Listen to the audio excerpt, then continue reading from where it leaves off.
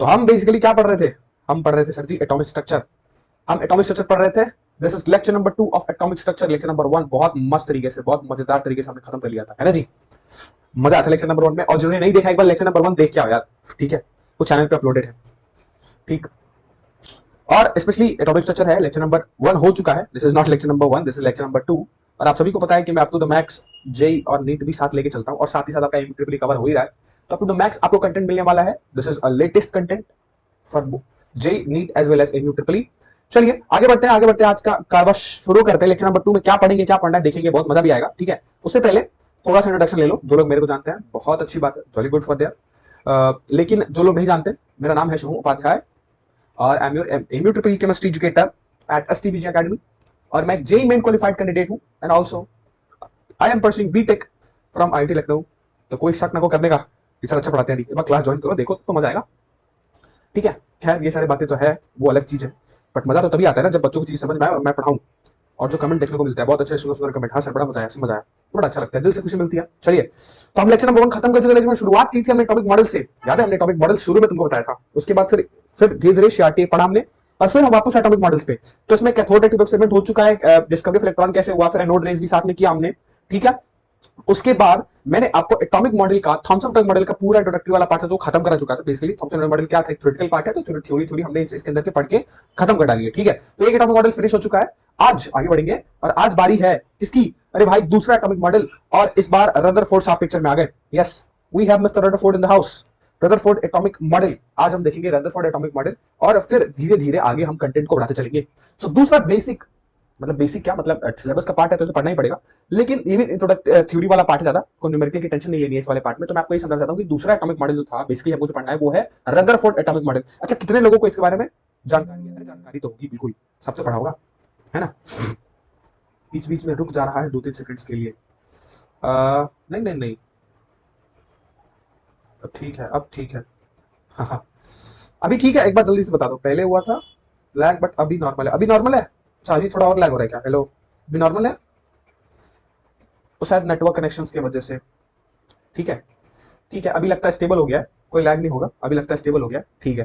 ठीक है, very good very good. हाँ जी, तो सब रदरफोर्ड एटॉमिक मॉडल के बारे में तो पढ़े, लेकिन मजा आएगा थोड़ा और अच्छे से पढ़ेंगे, ठीक है। पढ़े वही है मॉडल, तो वही है, तो जो हमने क्लास 9 में भी इंट्रोडक्टरी पार्ट में पढ़ा होगा, एनसीईआरटी में बिल्कुल वही पढ़ेंगे, लेकिन थोड़ा सा एक्सटेंड करके और थोड़ी और बातें जानेंगे नई वाली, ठीक है। क्या है आप देखो, सबसे पहले हुआ क्या था ना, कि जब ये जे थॉमसन वाला जो एटॉमिक मॉडल आया, तो जब इसके जो ड्रॉबैक्स या फिर मैं फेलियर कह लो, तो जो इनके फेलियर्स थे, बेसिकली उस वक्त इस चीज को रिजॉल्व करने की बातें चल रही थी। तो जब ये थॉमसन मॉडल जब फेल हो गया, सो और एटम पे फर्दर स्टडीज की गई, और उस वक्त जो रदरफोर्ड साहब थे ना, वो बेसिकली रेडियो एक्टिविटी पे काम कर रहे थे, ठीक है। ये बहुत पैसे वाले साइंटिस्ट थे, है ना, तो ये बहुत महंगी महंगी चीजों के साथ रिसर्च किया करते थे, ठीक है। इसलिए इनके एक्सपेरिमेंट को बोला जाता है अल्फा पार्टिकल, इनका एक और नाम है अल्फा पार्टिकल स्कैटरिंग एक्सपेरिमेंट। क्या बोलते हैं? Alpha particle scattering experiment. अब हुआ क्या था, थोड़ा ये समझो, क्योंकि ये एक रेडियो एक्टिविटी सोर्स पे काम कर रहे थे।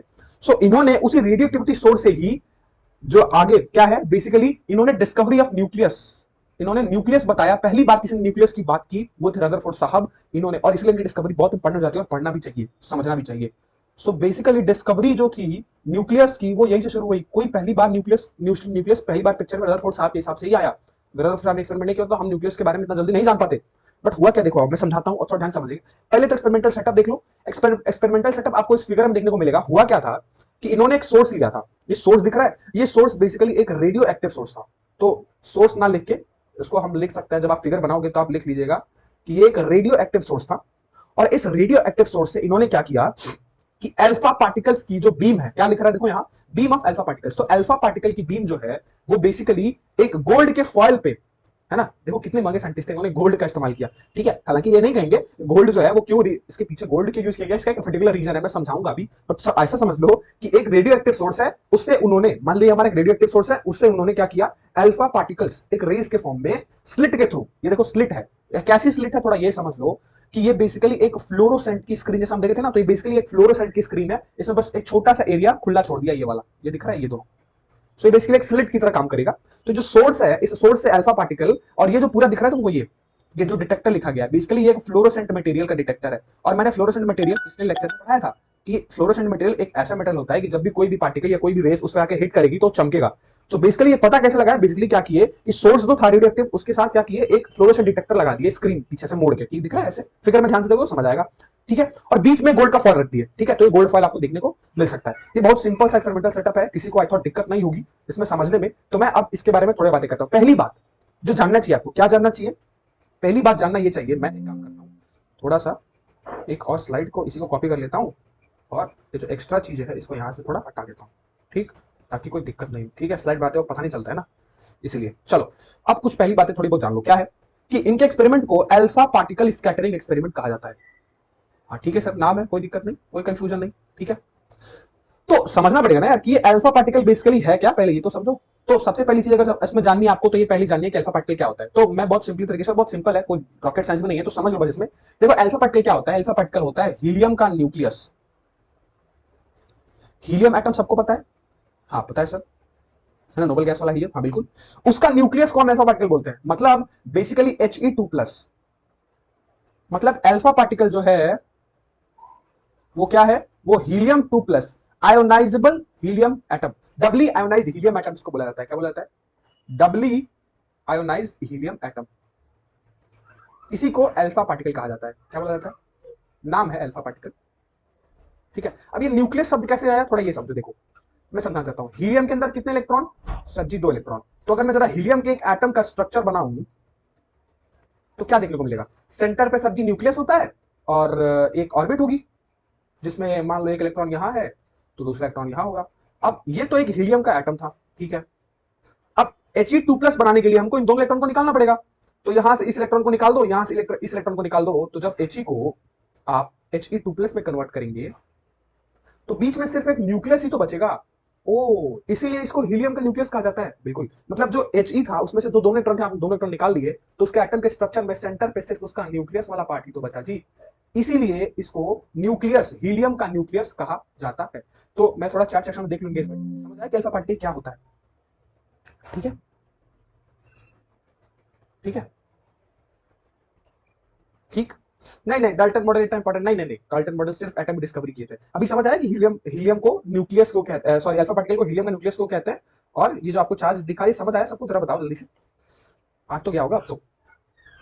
सो ये बेसिकली एक अल्फा पार्टिकल होता है। ठीक है, पॉजिटिवली चार्ज रेज होती है, क्योंकि साफ दिख रहा है He2+, तो इसका नेचर कैसा होता है, याद रख लो, पॉजिटिवली चार्ज रेज है।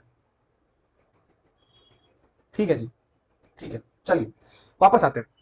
तो अब तो समझ गए कि रेडियो एक्टिव सब्सटेंस से अल्फा पार्टिकल्स निकला, और अल्फा पार्टिकल क्या है, He2+, हीलियम का न्यूक्लियस, पता चल गया। ठीक है, दूसरी चीज, दूसरा कंफ्यूजन ये होता है ना कि यार मेटल तो बहुत सारे हो सकते हैं, अगर मेटल से ही करना था तो गोल्ड क्यों, कॉपर का भी ले सकते थे, एल्मंड का भी ले सकते थे, जबकि उनको सस्ता पड़ता। वो गोल्ड ही क्यों यूज किए, गोल्ड तो महंगा भी है ना। तो इतना महंगा मटेरियल गोल्ड, वो एल्यूमिनियम कॉपर, उसकी जगह ये सारे मटेरियल्स का यूज क्यों नहीं किए। तो ये भी समझ लो, इसके पीछे का भी रीजन समझो, उन्होंने गोल्ड ही क्यों प्रेफर किया, थोड़ा ये भी समझ लो। क्योंकि गोल्ड जो होता है ना वो बहुत ही हाईली मेलिएबल होता है, बहुत ही हाईली मेलिएबल मटेरियल होता है। मेलिएबल, मेलिएबल क्या होता है भाई, मेलिएबल होता है ना जिसको पीट के ना एकदम पतली पतली थिन शीट्स में कन्वर्ट कर दी जाए, उसको मेलिएबिलिटी बोलते हैं। मेटल की प्रॉपर्टी है ये। सो जो एक्चुअली गोल्ड है ना वो बहुत ही हाईली मेलिएबल है। अब तुम्हारा सवाल ये होगा कि सर गोल्ड तो ले लिया, ठीक है, ये भी समझ आएगा वो हाईली मेलिएबल है, बट इसका हाईली मेलिएबल से क्या नाता है, एक्सपेरिमेंट ही तो करना है। देखो हाईली मेलिएबल से नाता ये है ना कि वो चाहते थे ना कि उसको इतना पतला बना दिया जाए, इतना पतला बना दिया जाए कि ऑलमोस्ट ऑलमोस्ट जो उसके एटम्स हो वो एक एक पतली शीट में अरेंज हो जाए, उसके अंदर के जितने भी एटम्स हो ना वो उस पतली सी शीट में अरेंज हो जाए, ताकि ऑब्जर्वेशन हमको बहुत एक्यूरेटली मिले। इसीलिए हाईली मेलेबल होना बहुत जरूरी था, और इसीलिए गोल्ड का यूज किया गया। तो गोल्ड फॉइल का मतलब समझ रहे हो, फॉइल का मतलब था ना बहुत पतली सी गोल्ड की शीट, इतनी पतली कि उसके अंदर ऑलमोस्ट सिर्फ एक ही ऑर्डर में, एक ही मैनर में जो एटम्स हैं वो अरेंज हो।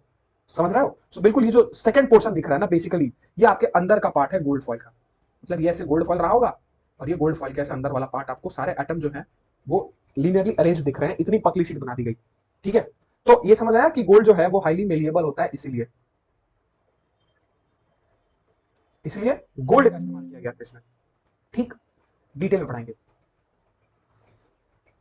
अरे अल्फा पार्टिकल जो है वो उसके बारे में अरे ऐसा नहीं है, देखो उन्होंने अल्फा पार्टिकल रेट से एक्सपेरिमेंट की थी, उस वक्त कहां पता था कि न्यूक्लियस भी कुछ होता है, वो तो उस वक्त He2+ जानते थे ना। मैं समझ नहीं रहा हूं, तो मेरे कहने का मतलब ये है कि हीलियम अल्फा पार्टिकल जो होता है वो बेसिकली He2+ होता है। जब हीलियम एटम से 2 इलेक्ट्रॉन निकाल दो तो न्यूक्लियस जब डिस्कवरी हुई तब तुमको पता चला ना, ये तो मैं तुमको समझाने के लिए समझाया हूूं, एक स्ट्रक्चर बना के एटम का कि सेंटर पे न्यूक्लियस है और 2 इलेक्ट्रॉन होते हैं, दोनों को निकाल दोगे तो बचेगा न्यूक्लियस, इसलिए इसको अल्फा पार्टिकल को बाद में क्या बोला गया, हीलियम का न्यूक्लियस। ऐसा कैसा कंफ्यूजन मत क्रिएट करो, ठीक है, कंफ्यूजन फ्री रहो, ठीक ठीक है। तो अभी समझ आएगा कि हाईली मेलेबल क्या होता है गोल्ड, मतलब हाईली मेलेबल होता है, मतलब इसलिए गोल्ड यूज किया गया, ठीक है। चलिए अब ये बातें थी, अब हुआ क्या भाई, चलिए तो समझ में आ गया, एक्सपेरिमेंटल सेटअप समझाया, ये भी समझाया कि सारे मटेरियल्स क्यों लिए, ऑब्जर्वेशंस क्या क्या मिले, क्या क्या हुआ इससे। अब देखो हुआ क्या ना कि जैसे स्लिट के थ्रू वो गोल्ड फॉइल पे एटम पे वो जो क्या बना, वो जो गोल्ड फॉइल के एटम है ना, उस पे जैसे ही जाके अल्फा पार्टिकल हिट किया, तो क्योंकि अल्फा पार्टिकल यार He2+ समझ रहे हो, एक हीलियम एटम, सो बहुत तगड़ी रेज है, वो किसी भी मेटल को आराम से पेनिट्रेट करके, छेद करके पास कर सकती है। सो एक्सपेक्टेशंस क्या थी उनकी, एक्सपेक्टेशंस यही थी कि जो रेज होंगी वो पास करेंगी और पीछे वाली स्क्रीन में हिट करेंगी, है ना। तो हमको सिर्फ ये जो मेटल है इसके पीछे जितना पोर्शन है सिर्फ यहां ग्लो देखने को मिलेगा, जिस एरिया को मैं हाईलाइट कर रहा हूं, ठीक है। वो ये मान के चले थे कि हमको जो ग्लो देखने को मिलेगा वो जैसे ही वो गोल्ड फाइल के सिर्फ पीछे वाला जो स्क्रीन आएगी ना, सिर्फ उतने एरिया में देखने को मिलेगा। क्यों? क्योंकि अल्फा पार्टिकल बहुत ही तगड़ी क्या है या He2+ समझ लो, 2+ का चार्ज, तो बहुत तगड़ा पेनिट्रेटिंग पावर है इसका भी, तो किसी मेटल को पेनिट्रेट करके ये सीधा निकल जाएगा, एकदम सीधा। ये एक्सपेक्टेशंस थी, लेकिन हुआ क्या, उनको ग्लो इधर भी देखने को मिलने लगा, साइड में इवन यहां तक ग्लो दिखा, इवन यहां तक ग्लो दिखा, और जो एकदम बीचों बीच वाला एरिया था ना, वो जो गोल्ड शीट थी उसका एकदम सेंटर वाला पार्ट, इधर इनको कोई ग्लो देखने को नहीं मिला, यहां एकदम खाली चीजें दिखी इनको। अब जब ये चीजें वो देखे ना तो वो शॉक में आ गए। क्यों भाई? क्योंकि इनके हिसाब से सारी रेज जो थी वो पास ऑन करके सिर्फ पीछे ग्लो को दिखना चाहिए था, लेकिन ये ग्लो आगे भी दिख रहा है, साइड में भी दिख रहा है, और इवन सेंटर पे तो ग्लो दिख नहीं रहा है। जिस जगह एकदम सेंटर पे जब डाले उस रेस को, ऐसे लेट्स से ये सेंटर पॉइंट है, तो सेंटर पॉइंट में जब वो रेस को डाली तो सेंटर पे तो कोई ग्लो नहीं है, वो खाली एकदम एरिया। तो ये जो है ना, ये शॉक में आ गया एकदम, भाई जो सेंटर पॉइंट है वहां खाली क्यों है, और आसपास में भी डिफ्लेक्शन देखने को मिला। हम सोच के चले थे कि सिर्फ सेंटर में डिफ्लेक्शन देखने को मिलेगा, मतलब डिफ्लेक्शन कह रहा मतलब ग्लो बेसिकली। सो अब ये जब इस चीज को ऑब्जर्व किया, मैं यहां से हटाता हूं, समझो ध्यान से हुआ क्या था, ठीक है। तो ये बड़ा कंफ्यूजन वाला पार्ट था उनके लिए। तो जब ये ऑब्जर्वेशंस को और डिटेल में स्टडी की तो ये चीजें पता चली, क्या पता चली कि ये वाली जो बात थी पीछे वाली, क्या जो थॉमसन भैया बोले थे, थॉमसन भैया नहीं मतलब थॉमसन बाबा जो बोले थे, क्या बोले थे कि जो पॉजिटिव चार्ज है वो पूरा फैला हुआ है, और इस हिसाब से अगर पॉजिटिव चार्ज पूरा फैला होता तो सबसे पहली चीज वो जो रेज है वो क्रॉस नहीं कर पाती। मतलब कंक्लूजन, क्या कंक्लूजन निकला, अब इस चीज को समझो, यहां हम कंक्लूजन लिखेंगे। कंक्लूजन पहली चीज क्या पता चली देख के, एक्सपेक्टेशंस क्या थी कि सारी रेज पास हो जाएंगी, है ना। तो एक्सपेक्टेशन जो है उसमें कुछ रेज तो पास हो गई, मतलब मैक्सिमम नंबर ऑफ रेज तो पास भी हो गई, लेकिन कुछ रेज और अदर साइड में डिफ्लेक्शन देखने को मिला, सेंटर पॉइंट एकदम खाली, वहां कोई ग्लो नहीं। इट मींस क्या, पहली ऑब्जर्वेशन क्या ली उन्होंने, जो एटम है उसमें जो पॉजिटिव चार्ज है ना वो पूरा फैला नहीं हुआ है, most of the part atom का खाली है, इंप्टी है, तभी जो रेज है वो आसानी से निकल गई। एक्सपेक्टेशंस में क्या थी, कंक्लूजन से पहले समझो कि ऑब्जर्वेशंस को थोड़ा यहां साइड में लिखते हैं, ऑब्जर्वेशंस को थोड़ा साइड में लिखते हैं यहां। क्या ऑब्जर्वेशंस मिली उस चीज को समझिए।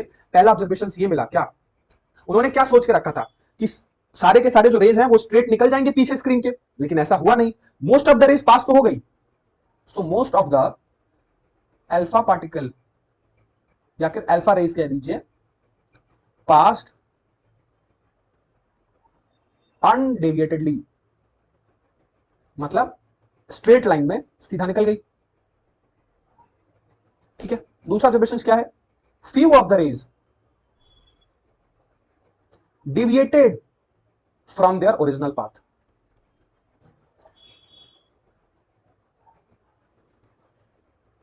और वेरी फ्यू, समझो मैं शब्द यूज किया हूं वेरी फ्यू, मतलब 20,000 में से ऑलमोस्ट एक रे, सोच लो कितना कम आंकड़ा है, ठीक है। बाउंस बैक, इसको ऐसे समझ लो, या फिर हाँ ऐसे लिख लो, ऐसे लिख लो, bounce back at an angle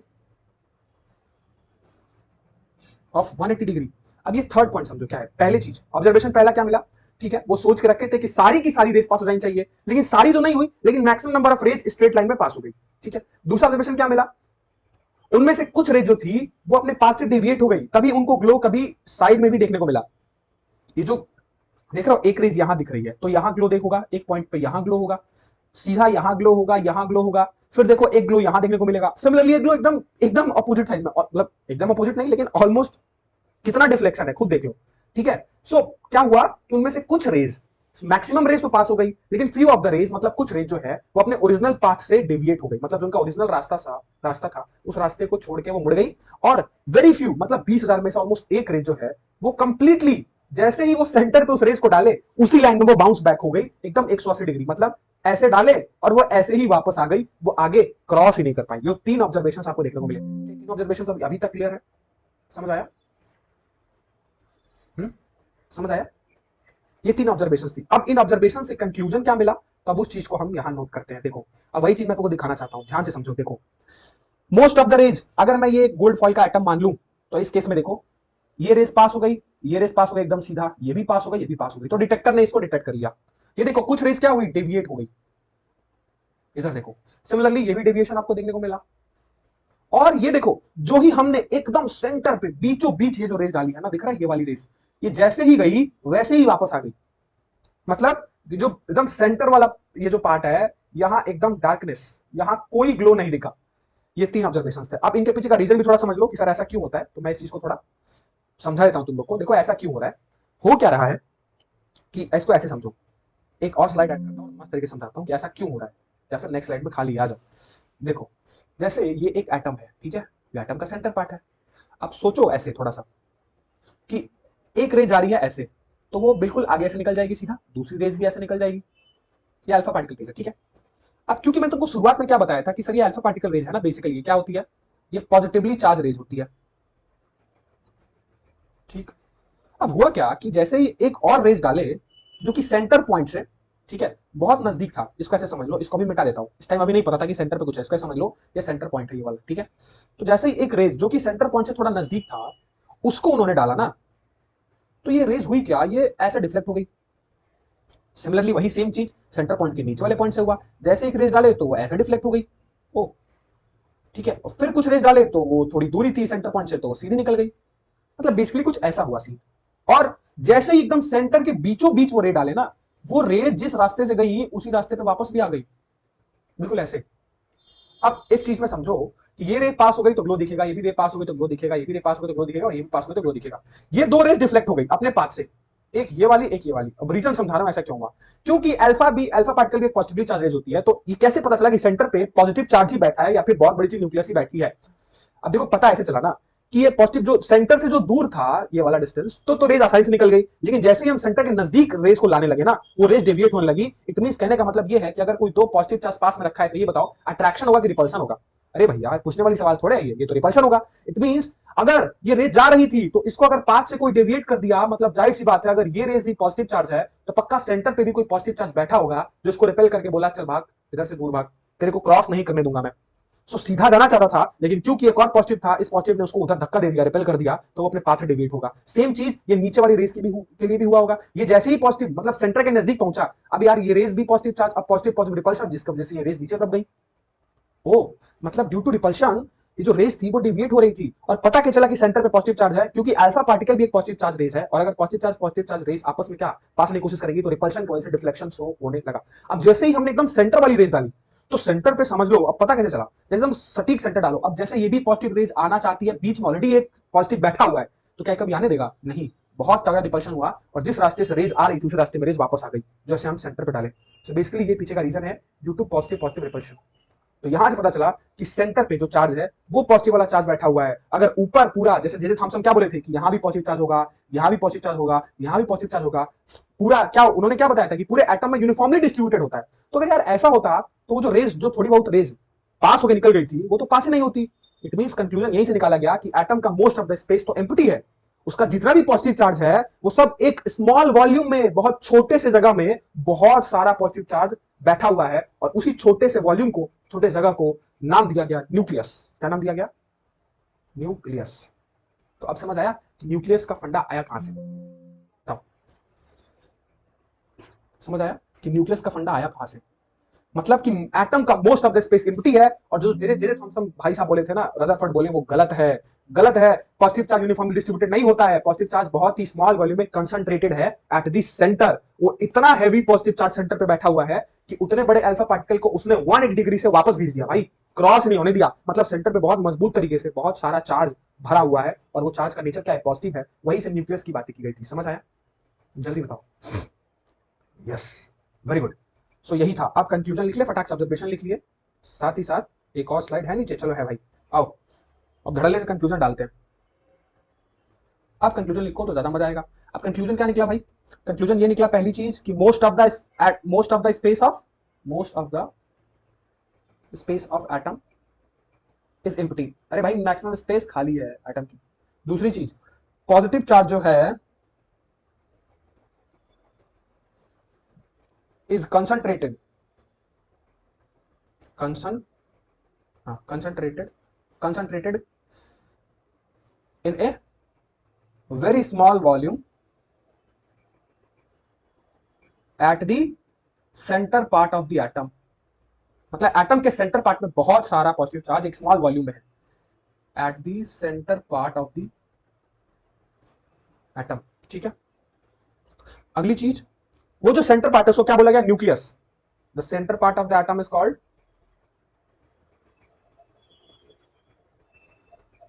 क्या बोला गया? न्यूक्लियस। ठीक है, अगली चीज समझ लो, जो न्यूक्लियस होता है, ठीक है, the volume of the nucleus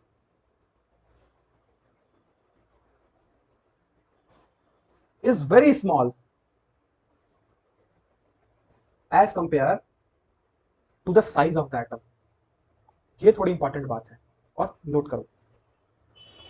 last वाली लाइन मैंने बोला है कि जो वॉल्यूम था, है ना, न्यूक्लियस का, मतलब एक ऐसा वॉल्यूम जिसमें खूब सारा पॉजिटिव चार्ज भरा हुआ है, वो एटम के कंपैरिजन में ना ऑलमोस्ट नेग्लिजिबल था।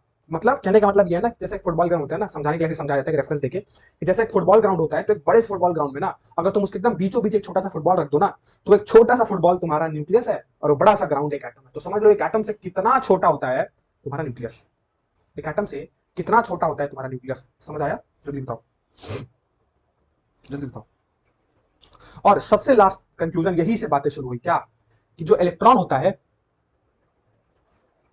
मन में सवाल आया होगा ना कि रदरफोर्ड भाई साहब पॉजिटिव चार्ज के बारे में तो बता दिए, इलेक्ट्रॉन के बारे में कुछ बताए? बिल्कुल, उन्होंने बताया कि जो इलेक्ट्रॉन है वो रिवॉल्व करता है, revolves around the nucleus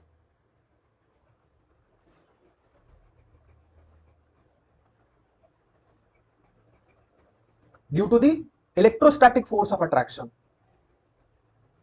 electrostatic force of attraction between nucleus, को मैं एनयू शॉर्ट में बोल रहा हूं, एंड इलेक्ट्रॉन। तो ये बातें थी, ये पूरे कंक्लूजन निकले थे जो रदरफोर्ड भाई साहब ने दिए थे। समझ आ गया? जल्दी बता दो। समझ ही आ गया होगा, कोई दिक्कत नहीं लग रहा है, बहुत सिंपल सा टर्म है। सो ये सारी बातें थी रदरफोर्ड भाई साहब की, है ना जी, है ना?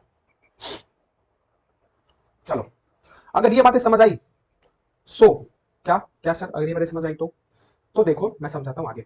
क्या यहां तक तो पढ़ा के छोड़ दिया जाता है और जनरली तुम्हारे सिलेबस में यहां तक है भी, ठीक है, जनरली तुम्हारे सिलेबस में यहां तक है भी, लेकिन हम क्योंकि कॉम्पिटिटिव एग्जाम के लिए पढ़ रहे हैं ना, सो ये टॉपिक जे नीट और एमयू ट्रिपल ई के लिए भी इंपॉर्टेंट है। ठीक है, पूछा जा सकता है, अगर एमयू ट्रिपल ई में नहीं भी आया तो आप कॉन्सेप्ट याद रखिए, जे नीट जैसे एग्जाम में जरूर पूछा जाता है। ठीक है, क्या है थोड़ा समझो। टॉपिक है और सवाल बनते हैं, बिल्कुल बनते हैं, मैं दिखा भी दूंगा तुम लोग को। डिस्टेंस ऑफ क्लोजेस्ट अप्रोच,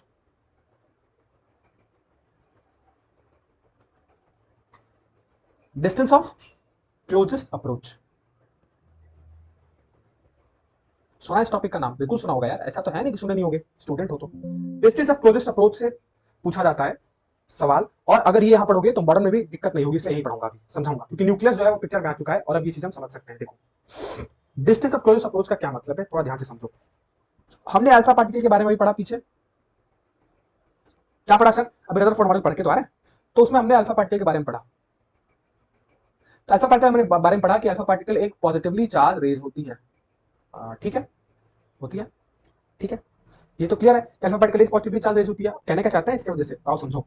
देखो, मैं कहना ये चाहता हूं ना कि मान लो हमारे पास एक न्यूक्लियस पड़ा था, ध्यान से समझो, ये एक न्यूक्लियस है, ठीक है, तो अगर मैं एक न्यूक्लियस का चार्ज पूछूं तो डिपेंड करता है कि किस एलिमेंट का है ना, जैसे अगर हाइड्रोजन का ले ले, हीलियम का ले ले, है ना, लिथियम का ले ले, तो अगर मैंने किसी भी एक एटम का न्यूक्लियस उठाया है, तो ये बताओ उस न्यूक्लियस में चार्ज कितना होगा? क्या उस न्यूक्लियस में चार्ज जेडी के बराबर होगा? क्यों? क्योंकि न्यूक्लियस में क्या होता है भाई, न्यूट्रॉन होते हैं सर और प्रोटॉन होता है, तो प्रोटॉन का तो चार्ज होता है पॉजिटिव, लेकिन न्यूट्रॉन का तो कुछ होता नहीं है। और प्रोटॉन का चार्ज क्या होता है? जितने नंबर ऑफ इतने नंबर ऑफ, उसके अंदर क्या है, मान लो अगर किसी हीलियम का एटॉमिक नंबर मान लो 2 है, तो उसके अंदर टोटल नंबर ऑफ चार्ज के न्यूक्लियस में पूछेंगे तो कितना होगा, जेड ही होता है, जेड इंटू ई, जेड क्या है 2, तो 2 इंटू ई हीलियम के लिए चार्ज हो जाएगा। वैसे अगर लिथियम की बात करूं तो लिथियम के लिए जेड क्या है, जेड होता है एटॉमिक नंबर, तो जेड इंटू ई टोटल चार्ज हो जाएगा ना किसी भी न्यूक्लियस का। अगर लिथियम के लिए 3 होता है जेड की वैल्यू, तो उसका उसके न्यूक्लियस में कितना चार्ज होगा, 3 इंटू ई। वैसे ही अगर किसी भी एलिमेंट एक्स है, तो उसके लिए अगर जेड है उसका एटॉमिक नंबर, तो टोटल चार्ज जेड नहीं हो जाएगा न्यूक्लियस का। तो मैंने वही लिखा है कि मैं एक एटम का न्यूक्लियस लेके आया हूं जिसका चार्ज है जेड।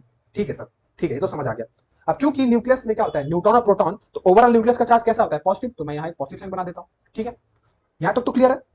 अब किए क्या हम, कि एक न्यूक्लियस हमारे पास पड़ा हुआ था, ठीक है, हमने एक अल्फा पार्टिकल लाया, हमने एक अल्फा पार्टिकल उठाया और इस अल्फा पार्टिकल को ना कुछ भी वेलोसिटी से इस न्यूक्लियस की तरफ फेंक दिया। ओ ओके। अब मैं जरा तुमसे पूछूं कि अल्फा पार्टिकल कितना चार्ज होता है, तो मैं तुमको क्या बताया था कि अल्फा पार्टिकल होता है He2+ होता है जी, मतलब 2 इलेक्ट्रॉन निकाल दोगे तो अल्फा पार्टिकल बन जाएगा।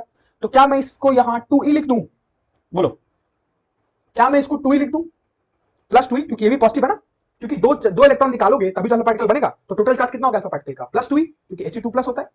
ठीक है सर, ये तो कंफ्यूजन नहीं, दोनों का चार्ज हमको पता चल गया, 2e और Ze। तो मैंने क्या किया कि एक न्यूक्लियस पड़ा हुआ था हमारे पास किसी एटम का जिसका चार्ज था Ze, और एक अल्फा पार्टिकल जिसको भी वेलोसिटी से हमने उस न्यूक्लियस की तरफ फेंक दिया। अब जैसे ही फेंक दिया तो ये मस्त मस्ती में चलता हुआ आगे बढ़ रहा है धीरे धीरे। अब जैसे आगे बढ़ रहा है, आगे बढ़ रहा है, आगे बढ़ रहा है, आगे बढ़ रहा है, अब देखो ये इसको भी वेलोसिटी से फेंका, अब ये आगे बढ़ रहा है, और बढ़ते बढ़ते बढ़ते बढ़ते जैसे ये सामने अपने आप को न्यूक्लियस को देखेगा, ये क्या करेगा, उड़ी बाबा, ये हम भी पॉजिटिव और न्यूक्लियस भी पॉजिटिव, अरे कल्टी मारो यहां से। मतलब कि जैसे जैसे ये आगे बढ़ेगा, दोनों क्योंकि पॉजिटिव नेचर के हैं, तो दोनों के बीच तगड़ी वाली रिपल्शन शुरू हो जाएगी। क्या ये मानते हो? अरे यार, कोई दो चार्ज रखा है, एक चार्ज मान लो रखा हुआ है, तुम दूसरे चार्ज पॉजिटिव चार्ज को फेंक दो उसकी तरफ, तो क्या दोनों आपस में जाकर कभी चिपक पाएंगे? नहीं सर, फेंकेंगे, ये आगे तो बढ़ेगा, लेकिन एक टाइम ऐसा आएगा ना जिस पॉइंट पे वो यू टर्न मार लेगा। क्यों? क्योंकि उसके आगे वो रिपल्शन फोर्स दोनों सेम नेचर के चार्जेस के बीच उसको आगे जाने नहीं देगा। सो भी वेलोसिटी फेंके तो सही, ये मस्त मस्ती में चला, लेकिन सामने जो इसने न्यूक्लियस को देखा, ये एक पॉइंट ऐसा आया जिस पॉइंट से उसने यू टर्न मार लिया। बोलो यहां तक समझ आया? अगर यहां तक समझ आया तो कमेंट में लिखो यस समझ आया। समझ आया? थोड़ा देख लेते हैं एंगेजमेंट। अरे यार इतना कंफ्यूजन में रहता हूँ, नाम अल्फा पार्टिकल है और होता है, अरे भाई हीलियम He2+ क्या है, एक एलिमेंट है, उसका मास होगा, तो अल्फा पार्टिकल्स भी कह सकते हो ना भाई। क्यों इतना कंफ्यूजन में हो? चलो, तो ये तो समझ आया। अब देखो जिस पॉइंट पे ये कांड हुआ है, कौन सा कांड, जिसमें जो जो अल्फा पार्टिकल था, जिस पॉइंट पे ये जो अल्फा पार्टिकल यूटर्न मारा है ना, सो वहां से लेकर के और जो रेडियस तक का जो डिस्टेंस होता है ना, इस मिनिमम डिस्टेंस को लेट्स से मैं आर मिन से डिनोट कर रहा हूं, इसी मिनिमम डिस्टेंस को बोलते हैं डिस्टेंस ऑफ क्लोजेस्ट अप्रोच। अगर चमका तो बता दो, डिस्टेंस ऑफ क्लोजेस्ट अप्रोच का मतलब अब समझ आया कि वो न्यूक्लियस के कितना पास गया है, वो जो मिनिमम डिस्टेंस होगी तुम्हारी, मान लो अल्फा पार्टिकल यहां पहुंच गया था, लेकिन अब इससे आगे नहीं जा सकता, यहां से यूटर्न मार रहा है, तो जो मिनिमम डिस्टेंस हो गई तुम्हारी अल्फा पार्टिकल और जो तुम्हारा न्यूक्लियस है उसके बीच के, उसी मिनिमम डिस्टेंस क्या बोलता है, डिस्टेंस ऑफ क्लोजेस्ट अप्रोच। ये तो क्लियर है? ठीक है। अब कई बार एग्जामिनर क्या होता है ना, इतने से पेट नहीं भरता एग्जामिनर का, तो वो कहता है ना कि ये जो आर मिनिमम है, लेट्स से एक वर्ड के लिए मैं कह देता हूं, इस आर मिनिमम को आर नॉट से डिनोट कर देते हैं हम। सो कई बार एग्जामिनर जो है ना, इवन जेईई और नीट में, वो आर नॉट पूछता है, वो आर नॉट मिनिमम निकालने के लिए देता है, और न्यूमेरिकल भी आते हैं। तो अब इस चीज को हमको समझना है कि हम आर नॉट जो है सर जी वो कैसे फाइंड करें, और यही इस टॉपिक का मेन मोटिव है, डिस्टेंस ऑफ क्लोजेस्ट अप्रोच को फाइंड करना, उस आर नॉट को फाइंड करने का कितना मिनिमम डिस्टेंस है, कितना नजदीक तक वो जाएगा। समझ आया? अब देखो चीज के लिए समझना पड़ेगा तुमको एनर्जी कंजर्वेशन। किस चीज को? एनर्जी कंजर्वेशन क्या है सर, कैसे, आओ समझाते हैं, मजा आएगा, समझेंगे, सीखेंगे। और देखो, जैसे ही मैंने उस अल्फा पार्टिकल को भी वेलोसिटी से फेंक दिया टुवर्ड न्यूक्लियस, ये बताओ वो चला होगा तो क्या उसके पास काइनेटिक एनर्जी रही होगी? हाँ बिल्कुल रही होगी सर, काइनेटिक एनर्जी उतरी होगी। क्यों? क्योंकि भी वेलोसिटी से फेंके, तो मान लो हाफ mv² उसकी काइनेटिक एनर्जी थी जिस वक्त हमने उस अल्फा पार्टिकल को फेंका था। अब अल्फा पार्टिकल मस्त काइनेटिक एनर्जी लिए चले चले जा रहा है, चले जा रहा है, चले जा रहा है, चले जा रहा है, लेकिन जैसे ही वो अपने डिस्टेंस, मिनिमम डिस्टेंस पे पहुंचेगा, मतलब ये वाली पॉइंट पे पहुंचेगा, क्या इस पॉइंट पे उसकी वेलोसिटी हो जाएगी जीरो? हाँ, हाँ हो जाएगी जीरो, बिल्कुल होगी। क्यों? क्योंकि उसी पॉइंट पर रुक के वो यूटर्न मारना है। और हमने ग्रेविटेशन में चीजें पढ़ी हो ना कि कोई पत्थर को फेंकते हो तो ऊपर जाके जिस पॉइंट से नीचे आता है उस पॉइंट पे वेलोसिटी जीरो हो जाती है। मतलब जिस पॉइंट पे, अरे भाई चलोगे, देखोगे, रुकोगे तभी तो यूटर्न मारोगे, जब रुकोगे उस पॉइंट पे वेलोसिटी तुम्हारी जीरो हो जाएगी। मतलब जिस पॉइंट पे पहुंचा है डिस्टेंस क्लोज अप्रोच पे, उस पॉइंट पे वेलोसिटी हो गई जीरो। तो जितनी भी तुम्हारी काइनेटिक एनर्जी थी सारी की सारी अब किस में कन्वर्ट हो जाएगी? पोटेंशियल एनर्जी में। ओके, इसलिए आप कह रहे थे कि एनर्जी कंजर्वेशन लगेगा। बिल्कुल। क्यों? क्योंकि शुरुआत में वेलोसिटी थी तो वहां काइनेटिक एनर्जी थी, अब सारी जैसे जैसे हम आगे बढ़े तो वेलोसिटी घटते घटते घटते एक पॉइंट पे जीरो हो गई, तो जिस पॉइंट पे जीरो गई उस पॉइंट पे क्या होगा, सारी काइनेटिक एनर्जी किसमें कन्वर्ट हो जाएगी? पोटेंशियल एनर्जी में। मतलब जब हम फेंके थे भी वेलोसिटी से तो kinetic energy half m v square थी। और इस पॉइंट पर अगर मैं तुमसे जरा पूछूं कि पोटेंशियल एनर्जी लिखो कि कितना होगा, तो पोटेंशियल एनर्जी का फार्मूला सबने पढ़ा है। दो चार्जेस के बीच पोटेंशियल निकालना होता है तो क्या होता है, अरे यार, के Q1 Q2 अपॉन आर, पढ़े नहीं हो? अरे बिल्कुल पढ़े सर, क्या बात कर रहे हो, बिल्कुल पढ़े। तो जरा इस केस के लिए पोटेंशियल एनर्जी लिख के दिखाओ। के पहला चार्ज सर जी Ze, Q2 दूसरा चार्ज, अरे अल्फा पार्टिकल का चार्ज भाई 2e, ओके अपॉन, अब ये मिनिमम डिस्टेंस, इस पॉइंट पे पोटेंशियल एनर्जी और डिस्टेंस कितना है आर मिनिमम, और आर मिनिमम को हमने आर नॉट लिखा, तो पोटेंशियल एनर्जी को क्या मैं ये नहीं लिख सकता हूं कि Ze 2e upon are not, लिख सकते हैं सर, लिख सकते हैं। मतलब शुरुआत में kinetic energy half m v square, जैसे जैसे आगे बढ़े जिस पॉइंट पे यूटर्न मारा उस पॉइंट पे सारी काइनेटिक एनर्जी किसमें कन्वर्ट होगी, पोटेंशियल एनर्जी में। और पोटेंशियल एनर्जी कितनी है उस पॉइंट पे, के Ze 2e upon are not. इसको अगर थोड़ा सिंप्लीफाइड करके लिखे, ठीक है, अगर मुझे लगता नहीं कि दिख रहा होगा नीचे, ठीक है, मैं भूल गया यहाँ नहीं लिखना चाहिए था, तो मैं यहाँ लिख देता हूँ ऊपर, या फिर नेक्स्ट स्लाइड लेते हैं, कंफ्यूजन को क्रिएट करना है। एक और स्लाइड ले लो, आ जाओ। पोटेंशियल एनर्जी का फॉर्मूला सब जानता है, सबको पता है? हाँ सर जी बिल्कुल सबको पता है। अब मैं तुमसे कहता हूँ जरा बताओ कि शुरुआत में काइनेटिक एनर्जी कितनी थी, हाफ एम बी स्क्वायर। बाद में एनर्जी कितनी हो गई, पोटेंशियल एनर्जी कितनी हो गई, देखो के Ze 2e, तो के 2Ze स्क्वायर लिख दूं अपॉन आर नॉट, बोलो। हाँ बिल्कुल, क्यों, पोटेंशियल एनर्जी क्या है, के Ze 2e, तो E इंटू ई स्क्वायर और 2Z हो जाएगा ऊपर, तो मैं पोटेंशियल एनर्जी क्या लिख सकता हूँ, 2Ze square upon are not. अब क्योंकि एनर्जी कंजर्वेशन क्या कहता है भाई, एनर्जी कंजर्वेशन क्या कहता है जरा बताओ मेरे को, kinetic energy is equals to potential energy, kinetic energy equals to potential energy. तो अब इस रिलेशन को थोड़ा उठाओ ऊपर वाली वैल्यू से और पुट मारो, यानी half m v square equals to k 2Z square upon are not. बोलो कर सकते हो कि नहीं कर सकते हो, जरा बता दो। तो यहां से अगर मैं तुमसे आर नॉट पूछूं, तो ये देखो नीचे वाली 2 से नीचे वाला ऊपर वाला 2 कट जाएगा, ये देखो, या फिर ये देखो, अगर मेरे को आर नॉट निकालना है तो इस चीज को थोड़ा सिंप्लीफाइड तरीके से सॉल्व करते हैं। आओ टेंशन मत लो, इस आर नॉट को उधर भेजो और हाफ एम बी स्क्वायर को इधर भेज दो।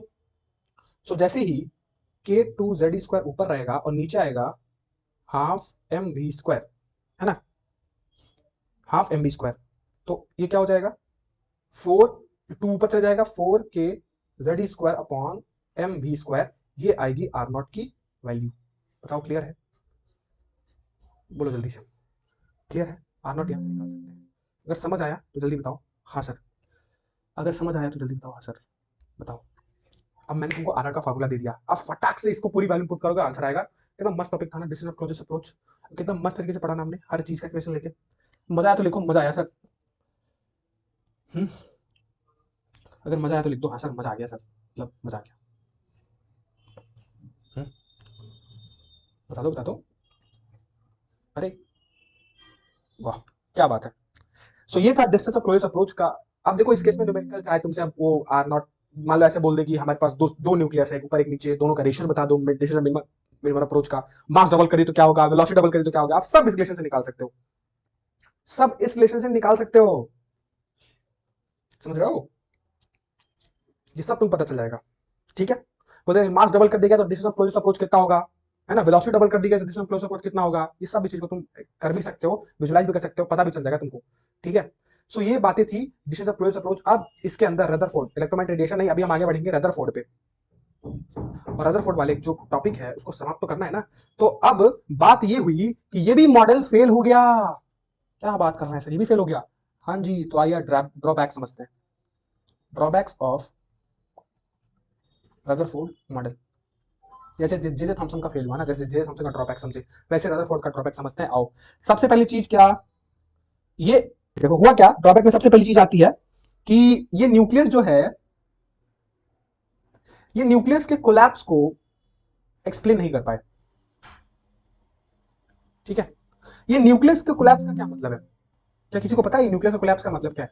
देखो न्यूक्लियस कोलैप्स का मतलब मैं समझाता हूं। हुआ क्या था ना कि इन्होंने जो लास्ट वाली बात जो हमने पीछे पढ़ी, इन्होंने क्या बोला था अपने लास्ट वो में कंक्लूजन में, जो इलेक्ट्रॉन है वो रिवॉल्व करता है न्यूक्लियस के अराउंड, क्योंकि इलेक्ट्रोस्टैटिक फोर्स ऑफ अट्रैक्शन है। अब हुआ क्या था कि उस वक्त ना मैक्सवेल की, जो हम आगे पढ़ेंगे अभी, ठीक है, और यही शुरुआत होगी, मैक्सवेल की जो इलेक्ट्रोमैग्नेटिक रेडिएशन की एक थ्योरी थी, ठीक है, बहुत महान साइंटिस्ट थे ये, ठीक है। तो इनकी एक इलेक्ट्रोमैग्नेटिक रेडिएशन की थ्योरी थी, और वो थ्योरी ये थी ना कि अगर कोई भी चार्ज पार्टिकल अगर एक्सेलरेटेड मोशन करता है, इट मींस अगर वो सर्कुलर पाथ पे मूव करता है, तो वो कुछ एनर्जी को एमिट करता है। मतलब अगर ये इलेक्ट्रॉन, आपने भाई साहब बोला, इन्होंने रदरफोर्ड साहब से पूछा कि अगर ये इलेक्ट्रॉन रिवॉल्व करता है एक सर्कुलर ऑर्बिट में, इन्होंने क्या बोला कि रिवॉल्व करता है न्यूक्लियस के, ठीक है। तो ये जो एनर्जी है, ये एनर्जी को लॉस करेगा विद टाइम, जैसे जैसे टाइम बीतेगा। तो मैक्सवेल की थ्योरी थी, और मैक्सवेल बहुत महान साइंटिस्ट थे, उनकी थ्योरी को गलत नहीं प्रूव कर सकता था, क्योंकि उन्होंने प्रॉपर एक्सप्लेनेशन से अपनी थ्योरी स्टैब्लिश की थी। तो उन्होंने अपनी थ्योरी में बात बता रही थी कि कोई भी चार्ज पार्टिकल अगर रिवॉल्व करता है एक्सेलरेटेड मोशन, क्योंकि अगर कोई भी बॉडी सर्कुलर मोशन करती है तो आपको पता है कि वो एक एक्सेलरेटेड यूनिफॉर्म एक्सेलरेटेड मोशन करती है ना, ये जिसे चीज सामने पढ़ रखी है। तो उन्होंने यही बताया था कोई भी चार्ज पार्टिकल अगर यूनिफॉर्म एक्सेलरेटेड मोशन करता है तो वो कुछ एनर्जी को एमिट करेगा विद टाइम। तो इस हिसाब से अगर आपने ये लास्ट लाइन में आपने चीजें बोल दी, क्या बोली कि जो इलेक्ट्रॉन है वो न्यूक्लियस के अराउंड रिवॉल्व करता है, तो इस हिसाब से जो इलेक्ट्रॉन है उसको तो न्यूक्लियस में टाइम के साथ साथ, क्यों भाई, क्योंकि अगर मान लीजिए आपके हिसाब से सेंटर पे न्यूक्लियस है, ठीक है, और इलेक्ट्रॉन जो है वो ऐसे घूम रहा है, तो इस हिसाब से जैसे जैसे टाइम बीतेगा इलेक्ट्रॉन घूमते घूमते घूमते क्या होगी, इसकी एनर्जी कम होगी, और जब एनर्जी कम होगी तो ये इसकी ऑर्बिट को क्या करेगा, श्रिंक करेगा। तो अभी ऐसे रिवॉल्व करेगा, फिर कुछ देर बाद ऐसे करेगा, फिर कुछ देर बाद ऐसे करते करते करते एनर्जी कम होते होते वो तो न्यूक्लियस में गिर जाना चाहिए, और जैसे न्यूक्लियस में गिरेगा वो एटम जो हो जाएगा वो हो जाएगा कोलैप्स। एटम क्या होगा, एटम हो जाएगा कोलैप्स। तो इस हिसाब से अब मुझे एक्सप्लेन करिए आप, क्या वो जो मैक्सवेल थे उन्होंने पूछा रदरफोर्ड साहब से कि अब मुझे इस चीज को एक्सप्लेन करिए कि फिर एटम तो एग्जिस्ट नहीं करना चाहिए, क्योंकि अगर नेगेटिव पॉजिटिव एक ही साथ गिर गए धड़ाम से न्यूक्लियस के अंदर तो atom will be destroyed, atom will be collapse, लेकिन एटम तो एग्जिस्ट करता है। तो रदरफोर्ड साहब भाई साहब बोले देखो यार हमने ये बातें बोल तो दी थी, लेकिन हमारे पास कोई एक्सप्लेनेशन नहीं है। इट मींस ये न्यूक्लियस के कोलैप्स को एक्सप्लेन नहीं कर पाए, मतलब बेसिकली सही भाषा में कहा जाए तो मैक्सवेल की इलेक्ट्रोमैग्नेटिक थ्योरी को एक्सप्लेन नहीं कर पाए, वो एनर्जी जो एमिट करता है वो वाली थ्योरी को एक्सप्लेन नहीं कर पाए, ठीक है, और एटम कोलैप्स के नेचर को भी एक्सप्लेन नहीं कर पाए। तो पहला ड्रॉबैक इनका ये था। अब मैक्सवेल साहब लोग शिफ्ट हो गए, जब मैक्सवेल की ये थ्योरी पढ़ी उन्होंने तो वो लोग कहां शिफ्ट हो गए, मैक्सवेल की तरफ। हाँ भाई मैक्सवेल भाई आप सही बोल रहे हैं, तो रदरफोर्ड साहब को एक्सप्लेन करना पड़ेगा, इसलिए ड्रॉबैक के अंदर इनका मेजर ड्रॉबैक ये था कि न्यूक्लियस के कोलैप्स को एक्सप्लेन नहीं कर पाए। दूसरा दूसरा हाइड्रोजन स्पेक्ट्रम। अभी इस चीज को ना समझो नहीं, देखो कंफ्यूजन बहुत होता है, तो बस ऐसे समझ लो ना कि इन्होंने हाइड्रोजन स्पेक्ट्रम को भी एक्सप्लेन नहीं किया प्रॉपर तरीके से। ये हाइड्रोजन स्पेक्ट्रम क्या है मैं बताऊं, बट अभी समझ लो हाइड्रोजन स्पेक्ट्रम कुछ तो है, कुछ मस्त चीज है जिसको ये एक्सप्लेन नहीं कर पाए, तो इसके वजह से इनके ड्रॉबैक के अंदर ये पॉइंट भी जुड़ गया। देखो स्पेक्ट्रम बेसिकली होता है कि ना डिफरेंट कलर का बैंड होता है। जब बोर एटॉमिक मॉडल पढ़ेंगे ना आगे, तो उस केस में बताऊंगा कि बोर एटॉमिक मॉडल हमेशा सिंगल इलेक्ट्रॉन स्पीसीज के लिए वैलिड होता है, तो इसलिए इसका नाम दिया गया हाइड्रोजन स्पेक्ट्रम, क्योंकि हाइड्रोजन अभी करेंटली एक सिंगल इलेक्ट्रॉन स्पीसीज है। ठीक है, वैसे तो हम सिंगल इलेक्ट्रॉन स्पीसीज बना सकते हैं, लेकिन हाइड्रोजन जो है वो पहले से इनबिल्ट हमारा एक सिंगल इलेक्ट्रॉन स्पीसीज है। तो वो क्या करता है, जब भी ये आगे मैं तुमको पढ़ाऊंगा कि जब भी दो एनर्जी स्टेट के बीच ट्रांजिशन होता है, देखो जिनको नहीं समझ आ रहा है कोई दिक्कत नहीं है, धीरे धीरे सब सीखेंगे। मैंने तुमको समझाता हूं कि स्पेक्ट्रम का मतलब क्या है, कि जब भी दो एनर्जी स्टेट के बीच ट्रांजिशन होता है ना, तो उस ट्रांजिशन में कुछ एनर्जी एमिट होती है, कुछ वेवलेंथ की लाइट एमिट होती है, और वो कलर शो करता है, उसी को स्पेक्ट्रम या फिर बैंड ऑफ स्पेक्ट्रम बोला जाता है। तो ये बेसिकली उसी स्पेक्ट्रम को एक्सप्लेन नहीं कर पाए थे। तो अभी अभी इस चीज के लिए ये चीज समझ लो बस कि एक हाइड्रोजन स्पेक्ट्रम करके चीज होती है, उसको वो एक्सप्लेन नहीं कर पाए। तो ये दो मेजर ड्रॉबैक माना जाता है किसका, रदरफोर्ड मॉडल का। तो ड्रॉबैक्स क्लियर है सबको, बताओ क्या ये ड्रॉबैक्स आपको क्लियर है, रदरफोर्ड भाई साहब का ये दोनों का ड्रॉबैक क्लियर है दोनों? बताओ जल्दी जल्दी जल्दी जल्दी जल्दी जल्दी, वेट कर रहा हूं मैं, वेट कर रहा हूं मैं, ठीक है क्लियर है। चलिए तो यहां समाप्त होता है आपका रदरफोर्ड एटॉमिक मॉडल और डिजिटल क्लोजर प्रूफ। बहुत सारी चीजें आज भी हमने पढ़ी, बहुत मस्त तरीके से हमने सीखा। अब थोड़ा आगे बढ़े, तो इंट्रोडक्टरी है, थोड़ा पार्ट है, ज्यादा देर अब क्लास नहीं चलेगी, तो इसलिए जल्दी से इंट्रोडक्शन लेते हैं थोड़ी और चीजें का आगे का, कि हम आगे क्या पढ़ेंगे कैसे पढ़ेंगे। तो मैं आपको चीजें बताऊंगा क्या है आगे। देखो अब आज के हिसाब से क्या होना चाहिए, क्या होना चाहिए, तो थोड़ा पीछे चले। सबसे पहले तो मैंने आपको क्या बताया था, जॉन डाल्टन के बारे में हमने जान लिया पढ़ लिया, जे थॉमसन के बारे में हमने जान लिया पढ़ लिया, रदरफोर्ड के बारे में जान लिया पढ़ लिया। अब क्या सवाल होगा कि अब अगला एटॉमिक मॉडल सब लोग बताएंगे, क्या पढ़ेंगे हम, नील बोर? नहीं। अब आपके मन में सवाल आ रहा होगा कि ठीक है सर अगला एटॉमिक मॉडल जो रदरफोर्ड पढ़े, अरे लाइन से पढ़ते हैं ना, John Dalton, J Thomson, Rutherford, फिर नील बोर। लेकिन नील बोर का हम अभी नहीं पढ़ेंगे एटॉमिक मॉडल, क्यों भाई, क्योंकि नील बोर के एटॉमिक मॉडल में अब हम क्वांटम फिजिक्स की तरफ आगे आगे बढ़ रहे हैं धीरे धीरे, ठीक है। तो उस चीज को समझने के लिए पहले से हमको कुछ जानकारी होनी चाहिए, तो नील बोर अभी नहीं होगा। अब हम पढ़ेंगे इलेक्ट्रोमैग्नेटिक रेडिएशन, बेसिकली अब सेकंड सेक्शन इसके अंदर का जो हम वेव वाला सेक्शन है, ये आपको जानना और पहले समझना बहुत जरूरी है, इसीलिए ये पहले पढ़ाएंगे और फिर जाके नील बोर में जाएंगे ना। तो नील बोर वाला जो बात है ना वो चुटकी में तुमको समझ आएगा, अगर ऐसे पढ़ाऊं तो कुछ समझ नहीं आएगा, कुछ पल्ले नहीं पड़ेगा बोर एटॉमिक मॉडल में क्या बोला जा रहा है, क्योंकि वहां वेव इंट्रोड्यूस हो चुकी होगी। पहले वेव का सब जानोगे तभी तो नील बोर एक सीक्वेंस चला जाता है, एक ढंग से पढ़ा जाता है, ठीक है। तो अब बातें चलेंगी वेव पे भी।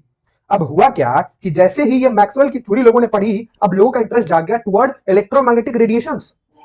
अब बातें होने लगी डुअल नेचर की, अब बातें होने लगी कि अब पार्टिकल भी है वेव भी है। अब इस तरीके से सोचा जा सकता है, क्यों, क्योंकि अगर रदरफोर्ड की ये थ्योरी को एक्सप्लेन करनी थी तो हमको वेव के बारे में पढ़ना चाहिए और पढ़ना पड़ेगा। तभी तो ये चीजें क्लियर होंगी जो ड्रॉबैक के अंदर ये इलेक्ट्रोमैग्नेटिक रेडिएशन का मैक्सवेल वाला पार्ट है, इसीलिए आप इंट्रोड्यूस किया गया आपके इस सेक्शन में इलेक्ट्रोमैग्नेटिक रेडिएशन। तो वेव, सबसे पहली चीज अगर मैं वेव को क्लासिफाई करूं तो सबको पता है कि वेव जो है वो दो तरह में क्लासिफाई हो सकती है। बेसिक, बहुत बेसिक क्या, एक तो मैकेनिकल वेव्स होती हैं, है ना, और एक नॉन मैकेनिकल वेव्स होती हैं। सबने पढ़ा है, बहुत छोटे से लेके चलूंगा, है ना। सो मैकेनिकल वेव क्या होता है, सबने पढ़ा है। अरे यार बहुत सिंपल चीज है, साउंड पढ़े होगी क्लास 9 में, वहां भी वही चीज पढ़ाई जाती है। मैकेनिकल वेव वो वेव होती है जिसको ट्रैवल करने के लिए मीडियम की जरूरत होती है, मीडियम की रिक्वायरमेंट होती है। मतलब बिना मीडियम के ये वेव ट्रैवल नहीं करेगी from one point two another. For example, जैसे अगर मैं इस रूम में बोल रहा हूं, आप अगर मेरे सामने बैठे होते तो मेरी आवाज आपके कानों तक कैसे जाती है, एक मीडियम के थ्रू, बीच में एयर वाला मीडियम है, तो उस मीडियम के थ्रू, उस पार्टिकल के वाइब्रेशंस के थ्रू आपके कानों तक मेरी आवाज जाती है। सो मेरा जो वेव है, मैं क्या साउंड प्रोड्यूस कर रहा हूं, तो साउंड साउंड क्या है, साउंड एक ऐसी वेव है जिसको ट्रैवल करने के लिए मीडियम की रिक्वायरमेंट पड़ती है। तो साउंड वेव क्या एक मैकेनिकल वेव होगी? हाँ सर होगी। लेकिन नॉन मैकेनिकल वेव देखो बहुत सिंपल चीज है। अरे यार अगर मैकेनिकल वेव के लिए मीडियम जरूरी है तो क्या बात कर रहे हो यार, नॉन मैकेनिकल वेव के लिए कोई मीडियम जरूरत नहीं पड़ेगी। मतलब ये वेव्स ऐसी वेव्स होती हैं जो विदाउट मीडियम भी ट्रैवल करती हैं। Waves travels without any medium. Sir ji इसका एग्जांपल बता दो। अरे लाइट, अरे लाइट, अरे यार सन से लाइट आती है अर्थ तक, सन से लाइट आती है अर्थ तक, क्या कोई बीच में मीडियम लगा है क्या? हाँ नहीं ना। तो वेव जो है वो ऐसी वेव जो बिना किसी मीडियम के ट्रैवल करे उसको लाइट, और लाइट हमारा क्या एक इलेक्ट्रोमैग्नेटिक वेव है। मतलब बेसिकली इस कैटेगरी में सारे के सारे इलेक्ट्रोमैग्नेटिक वेव लाई करते हैं। तो अभी हम जितने भी इलेक्ट्रोमैग्नेटिक रेडिएशंस कह लो या फिर इसी को इलेक्ट्रोमैग्नेटिक वेव करके भी पढ़ाया जाता है, तो अभी हम आगे जितनी चीजें पढ़ेंगे ना, सबके अंदर कौन सी वेव यूज होगी, नॉन मैकेनिकल वेव की प्रॉपर्टी यूज हो रही होगी। क्लियर है? अब बेसिकली डील होगा वेव एंड लाइट से। ठीक है, ठीक है सर। प्लीज हमारी क्लास के एंड होते ही क्लास की पीडीएफ, अरे यार रोज अपलोड करता हूं भाई, रोज अपलोड तो करता हूं, तुरंत अपलोड करता हूं, मेरे से फास्ट कोई करता नहीं होगा अपलोड। ठीक है, ठीक है, चलिए। सो अब हम थोड़ा बहुत आगे बढ़ते हैं। किधर किधर बढ़ते हैं भाई, इलेक्ट्रोमैग्नेटिक रेडिएशन में। तो थोड़ा इंट्रो ले लो फिर क्लास में करेंगे, अभी थोड़ा इंट्रो लो यार, इतना जल्दी भागने की जरूरत नहीं है। ठीक है, अब हुई क्या बात है, अब ये बातें शुरू हो गई थी। ठीक है, mechanical wave non mechanical wave के बारे में बात शुरू की थी। अब हुआ क्या था कि जो हमारा इलेक्ट्रोमैग्नेटिक रेडिएशन है वो क्या कहता है, बिना किसी मीडियम पे ट्रैवल करता है। ठीक है, तो अब हमको यहां से बेसिकली समझना है लाइट के बारे में, क्योंकि लाइट क्या है, एक इलेक्ट्रोमैग्नेटिक वेव है। ठीक है, अब इस लाइट के बारे में ही सारी सारी बातें अब हम करेंगे। तो अब हम शुरुआत करते हैं, थोड़ा समझते हैं कि इलेक्ट्रोमैग्नेटिक वेव कह लीजिए या फिर इलेक्ट्रोमैग्नेटिक रेडिएशन, ईएमआर, कोई चिंता नहीं, दोनों ऑलमोस्ट सेम होती है। उस वेव की रेडिएशन होती है उसको इलेक्ट्रोमैग्नेटिक रेडिएशन। तो कई बुक में इस टॉपिक को इलेक्ट्रोमैग्नेटिक रेडिएशन करके पढ़ाया जाता है, कई बुक में इस टॉपिक को इलेक्ट्रोमैग्नेटिक वेव करके पढ़ाया जाता है। तो समझो, और मैं तुमको ये बताना चाहता हूँ क्या कि यार पहले जानो तो सही, ये इलेक्ट्रोमैग्नेटिक रेडिएशन, जो नॉन मैकेनिकल वेव मैंने तुमको बोला कि लाइट एक इलेक्ट्रोमैग्नेटिक वेव है, ये एक्चुअली इलेक्ट्रोमैग्नेटिक वेव है क्या भाई, क्या है ये, क्या फंडा है इलेक्ट्रोमैग्नेटिक रेडिएशन का, इलेक्ट्रोमैग्नेटिक वेव का, पहले समझो तो सही। देखो मैक्सवेल के हिसाब से, क्योंकि जो ये वेव वो वाली थ्योरी थी ना, ईएमआर वाली, बेसिकली इलेक्ट्रोमैग्नेटिक रेडिएशन वाली थ्योरी, ये मैक्सवेल ने ही दी थी। तो according to Maxwell, according to Maxwell, according to Maxwell क्या है भाई, क्या इनके अकॉर्डिंग क्या है, इनके अकॉर्डिंग ये है जो इलेक्ट्रोमैग्नेटिक रेडिएशंस हैं ये बेसिकली वेव के फॉर्म में, मतलब ये इलेक्ट्रोमैग्नेटिक वेव के साथ ट्रेवल करती हैं, travels in the form of waves. तो अगर ये इलेक्ट्रोमैग्नेटिक रेडिएशन एक इलेक्ट्रोमैग्नेटिक वेव के साथ ट्रेवल करती है, तो ये समझना पड़ेगा ना कि ये इलेक्ट्रोमैग्नेटिक वेव सर होता क्या है। तो देखो इलेक्ट्रोमैग्नेटिक वेव कुछ नहीं है, बहुत सिंपल सी चीज है। क्या है देखो, नेक्स्ट स्लाइड में स्विच करता हूं, समझो थोड़ा ध्यान से। जैसे ही नेक्स्ट स्लाइड मैंने स्विच किया, यहां मैंने एक फिगर आपके लिए पहले से ही रखा है। अब जरा इस फिगर में बताओ देख के, ठीक है, यहां से पीछे जाता हूं और यहां से समझने की कोशिश करता हूं, फिर एक बार पीछे चलूंगा तो रिलेट हो जाएगा। देखो अब अगर मैं यही तुमको इलेक्ट्रोमैग्नेटिक वेव समझाऊं, तो याद रख लो इलेक्ट्रोमैग्नेटिक वेव क्या होता है, एक ऐसी वेव होती है, एक ऐसी नॉन मैकेनिकल वेव होती है जिसके अंदर बेसिकली तीन कंपोनेंट्स होते हैं। मतलब अगर सिंपली भाषा में बात करें तो ये वेव तभी प्रोड्यूस होगी जब उसके अंदर ये तीनों कंपोनेंट होंगे। कौन कौन से, एक तो इलेक्ट्रिक फील्ड, दूसरा मैग्नेटिक फील्ड, और तीसरा उस वेव का डायरेक्शन ऑफ प्रोपगेशन। मतलब कि जो इलेक्ट्रोमैग्नेटिक वेव है सर, ये प्रोड्यूस किससे होती है, ये प्रोड्यूस होती है बेसिकली इलेक्ट्रिक फील्ड और मैग्नेटिक फील्ड से। और जब ये इलेक्ट्रिक फील्ड और मैग्नेटिक फील्ड आपस में ऑसिलेट करते हैं एक दूसरे से परपेंडिकुलर डायरेक्शन में, मतलब अगर मैं तुमसे कह दूं कि अगर ऊपर इलेक्ट्रिक फील्ड है, मतलब वाई डायरेक्शन में इलेक्ट्रिक फील्ड जा रही है, ठीक है। वाई डायरेक्शन में इलेक्ट्रिक फील्ड जा रही है और अगर एक्स डायरेक्शन में मैग्नेटिक फील्ड जा रही है, तो जो जेड डायरेक्शन होगा ना, ये बेसिकली तुम्हारा वेव का डायरेक्शन ऑफ प्रोपगेशन होगा। प्रोपगेशन का मतलब समझते हो? प्रोपगेशन का मतलब आगे बढ़ना। तो अगर ऊपर इलेक्ट्रिक फील्ड होगी, है ना, अगर वाई एक्सिस में इलेक्ट्रिक फील्ड, एक्स एक्सिस में तुम्हारा क्या होगा, मैग्नेटिक फील्ड, तो जेड एक्सिस में हमेशा क्या होगा, वेव ट्रैवल करेगा। मतलब वेव जिस रास्ते को चुनेगा वो हमेशा तीनों कंपोनेंट के आपस में म्यूचुअली परपेंडिकुलर डायरेक्शन को चुनेगा। Mutually perpendicular direction. अब जरा इस फिगर को देखो। इस फिगर में क्या देखने को मिल रहा है? देखो ऊपर ई लिखा है। देखो मतलब कि जब भी इलेक्ट्रिक फील्ड का कोई कंपोनेंट हो, फिर मैग्नेटिक फील्ड का कोई कंपोनेंट हो। देखो ऊपर क्या दिख रहा है? ई, वाई एक्सिस पे ई दिख रहा है, इलेक्ट्रिक फील्ड। मतलब ऊपर के डायरेक्शन में इलेक्ट्रिक फील्ड है। इस बार देखो क्या किया, पीछे में तुमको ऊपर के डायरेक्शन में इलेक्ट्रिक फील्ड और इधर किसमें, एक्स डायरेक्शन में मैग्नेटिक फील्ड, और जेड में तुम्हारा डायरेक्शन प्रोपगेशन लिया था। यहां चीज को थोड़ा उल्टा कर दो। यहां कहने का मतलब ये है कि अगर वाई डायरेक्शन में इलेक्ट्रिक फील्ड है और अगर इस बार जेड डायरेक्शन में तुम्हारी मैग्नेटिक फील्ड है, तो डायरेक्शन ऑफ प्रोपगेशन क्या होगा, एक्स डायरेक्शन में होगा। मतलब कि कोई भी आप दो डायरेक्शन तो फिक्स कर दीजिए, किसके लिए, इलेक्ट्रिक फील्ड के लिए, मैग्नेटिक फील्ड के लिए। अब ये पैदा कैसे होती है? देखो जब भी वाई डायरेक्शन में इलेक्ट्रिक फील्ड चेंज हो रहा होता है और साथ ही साथ जेड डायरेक्शन में मैग्नेटिक फील्ड चेंज हो रहा होता है, तो एक्स डायरेक्शन में जो वेव बन के आगे निकलती है, आगे चल रही होती है, प्रोपगेट कर रही होती है, उसी को इलेक्ट्रोमैग्नेटिक वेव बोला जाता है। इट मींस सिंपल सी चीज है, अगर इलेक्ट्रिक फील्ड किसी एक डायरेक्शन में ऑसिलेट कर रही है, ऑसिलेट का मतलब समझ रहे हो, इलेक्ट्रिक फील्ड बढ़ रही है, घट रही है, बढ़ रही है, घट रही है, बढ़ रही है, घट रही है, बढ़ रही है, घट रही है, इन फॉर्म ऑफ वेव। फिर मैग्नेटिक फील्ड बढ़ रही है, घट रही है, बढ़ रही है, घट रही है, बढ़ रही है, घट रही है, बढ़ रही है, घट रही है, इन फॉर्म ऑफ वेव। तो अगर इलेक्ट्रिक फील्ड ऑसिलेट, इसको बोलते हैं ऑसिलेट करना, तो अगर इलेक्ट्रिक फील्ड ऑसिलेट हो रही है किसी एक डायरेक्शन में और उसके परपेंडिकुलर डायरेक्शन में मैग्नेटिक फील्ड ऑसिलेट हो रही है, तो उसका जो तीसरा परपेंडिकुलर डायरेक्शन होगा, क्यों, क्योंकि अगर कोई भी एक्सिस में देखूं तो तीन परपेंडिकुलर डायरेक्शन होता है ना जी, एक वाई होता है, एक एक्स होता है और एक जेड होता है। ये तीनों आपस में क्या होते हैं, परपेंडिकुलर होते हैं। तो तीन परपेंडिकुलर डायरेक्शन। तो अगर मान लो कि ऊपर इलेक्ट्रिक फील्ड जा रही है ऑसिलेट करते हुए, और अगर जेड डायरेक्शन में सामने मैग्नेटिक फील्ड जा रही है ऑसिलेट करते हुए, तो वेव हमेशा एक्स डायरेक्शन में ट्रेवल करेगा। और ये जो वेव बनी एक्स डायरेक्शन में प्रोपगेट करते हुए आगे बढ़ रही है, इसी वेव को क्या बोला जाता है, इलेक्ट्रोमैग्नेटिक वेव। कितना सिंपल करके मैं तुमको समझाया? समझ आया? बताओ समझ आया? अगर समझ आया तो बताओ जल्दी, समझ आया? जल्दी बताओ। अगर समझ आया तो बताओ कि इलेक्ट्रोमैग्नेटिक वेव कैसे फॉर्म होती है। अब तो समझ गए होंगे कि जब इलेक्ट्रिक फील्ड ऑसिलेट करेगी, मैग्नेटिक फील्ड ऑसिलेट करेगी, मतलब एक साथ इलेक्ट्रिक फील्ड भी चेंज होगी, एक साथ मैग्नेटिक फील्ड भी चेंज होगी, जो तीसरा डायरेक्शन में जो वेव आगे बढ़ेगी ना, उसी वेव को इलेक्ट्रोमैग्नेटिक वेव कहते हैं। अब तो चमक गया होगा, इतना मस्त तरीके से, इतना सिंपल तरीके से समझाया इलेक्ट्रोमैग्नेटिक वेव क्या होती है ना जी। तो इसका एक और डायग्राम आप चाहो तो बना सकते हो। कैसे? मान लो ऊपर इलेक्ट्रिक फील्ड है, ठीक है, तो इलेक्ट्रिक फील्ड को लेट्स से ऑसिलेट करते हुए दिखा दो। तीनों एक्सिस पहले मैं ड्रॉ कर देता हूं। ये एक्स है, ये जेड है, और ऊपर क्या है, वाई। ठीक है, तो वाई डायरेक्शन में इलेक्ट्रिक फील्ड है, तो मान लो कि इलेक्ट्रिक फील्ड ऐसे है।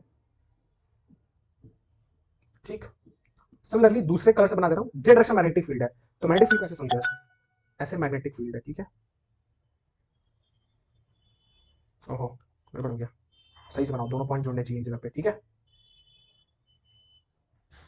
सो ये आपकी मैग्नेटिक फील्ड है, ये वाली है ना। थोड़ा परपेंडिकुलर बनाना थोड़ा मुश्किल हो जाता है, बट समझ लो। तो जो वेव जो है वो जो इस डायरेक्शन में आगे बढ़ रही है एक्स में, ठीक है, ये क्या, कौन सी है, ये है इलेक्ट्रिक फील्ड ई। ये कौन सी है, ये है मैग्नेटिक फील्ड बी। तो एक्स डायरेक्शन में एक वेव आगे बढ़ेगी, समझ आया? इसी वेव को, जो आगे बढ़ने वाली वेव है, इसी को इलेक्ट्रोमैग्नेटिक वेव कहा जाएगा। मतलब बेसिकली ऑसिलेशन से पैदा होता है। किसकी ऑसिलेशन? इलेक्ट्रिक फील्ड का ऑसिलेशन, मैग्नेटिक फील्ड का oscillation and direction of propagation एक दूसरे से म्यूचुअली परपेंडिकुलर डायरेक्शन में। जब एक दूसरे से म्यूचुअली परपेंडिकुलर डायरेक्शन में ये तीनों ऑसिलेट करेंगे एक साथ, तीनों चेंज होंगी, मतलब बेसिकली है तो दो कंपोनेंट चेंज होने वाला, एक तो डायरेक्शन ऑफ प्रोपगेशन है, तो वो भी उसको भी कंक्लूड करें तो वेव वैसे आगे बढ़ेगी। डायरेक्शन ऑफ प्रोपगेशन का मतलब होता है कि जिस डायरेक्शन में वेव आगे बढ़ रही है। बताओ क्लियर है? बता दो यार, इतना मस्त तरीके से इलेक्ट्रोमैग्नेटिक वेव समझा है। ठीक है, चलिए, तो ये इंट्रोडक्टरी था इलेक्ट्रोमैग्नेटिक वेव का। आगे अब हम वेव की और प्रॉपर्टी पढ़ेंगे, जिसमें हम सीखेंगे न्यूमेरिकल प्रॉब्लम्स भी कैसे आते हैं, और अब इंट्रोडक्शन होगा तुम्हारा पार्टिकल नेचर, वेव नेचर दोनों का। ठीक है, so that's all for today. मैंने इंट्रो भी दे दिया वेव का, बहुत मस्त तरीके से पीछे एटॉमिक मॉडल को समझा दिया है। ठीक है, तो आज के सेशन को यही एंड करते हैं, मिलेंगे आपसे कल के सेशन में।